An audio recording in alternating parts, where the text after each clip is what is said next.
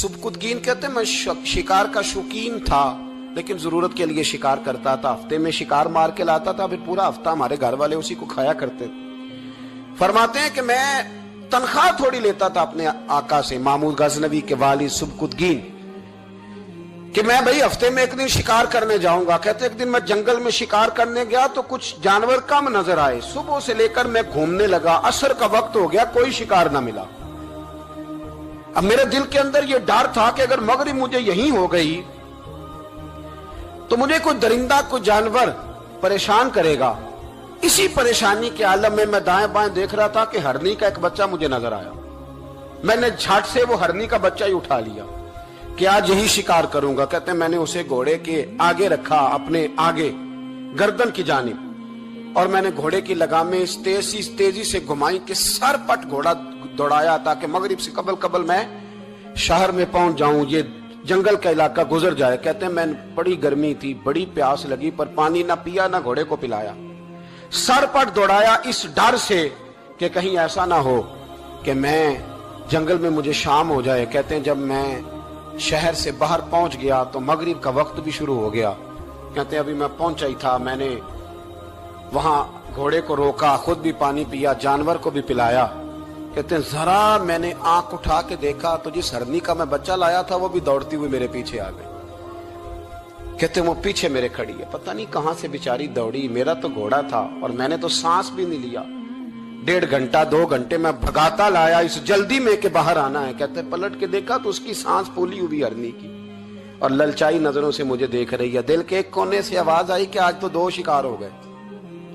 बच्चा तो पकड़ा ही, इसकी मां को भी काबू करता हूं ताकि डबल शिकार हाथ आएगा। कहते हैं फिर अंदर से मेरा दर्द बोला, अंदर से मेरा रहम बोला कि एक मां अपना बच्चा लेने आई है और इस तरह तो उसे तकलीफ नहीं दी जा सकती कि उसे ब्लैकमेल करके मां को भी रख लिया जाए। कहते हैं जब मैंने उस हरनी की तरफ देखा तो उसकी नजरों में सवाल था, उसकी नजरों के अंदर सवाल था, कुछ मांग रही थी।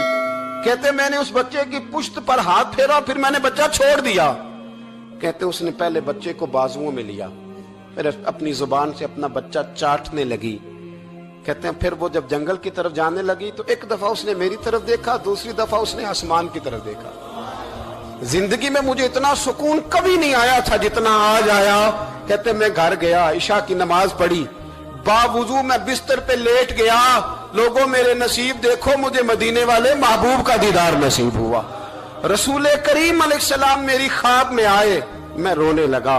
घर महक उठा, फूल खिलने लगे, खुशबुएं बिखरने लगी। कहते महबूब करीम तशरीफ लाए और क्या खूबसूरत जुमला है। महबूब फरमाने लगे, ओ सुबकुतगीन, अगर तुझे बादशाह बना दिया जाए तो इंसानों के साथ भी इसी तरह रहम करेगा ना जिस तरह आज हरनी के साथ किया है। अगर तुझे बादशाह बनाया जाए तो रवैया यही रखेगा या बदल जाएगा। कहता मैं रो पड़ा। मैंने कहा यार रसूलल्लाह, मैं तो गुलाम बनने के भी काबिल नहीं, तो बादशाह कैसे बनूंगा। फरमाया तेरी आज की अदा बड़ी पसंद आई है, अर्श के मालिक ने तुझे बादशाह बनाने का फैसला कर लिया। तेरी ये अदा बड़ी भाई है, बड़ी पसंद आई।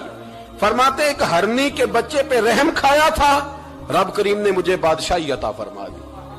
हम ना सियासत से बादशाही लेना चाहते हैं, सियासतदानों के अपनी जेब से इश्तिहार छपवा के बादशाही लेना चाहते हैं, डेरा बना के बादशाही लेना। ना ना ना, बादशाही तो रहम करने से मिलती, बादशाही तो शफकत करने से मिलती, बादशाहियां तो अल्लाह की मखलूक से प्यार करने से मिलती।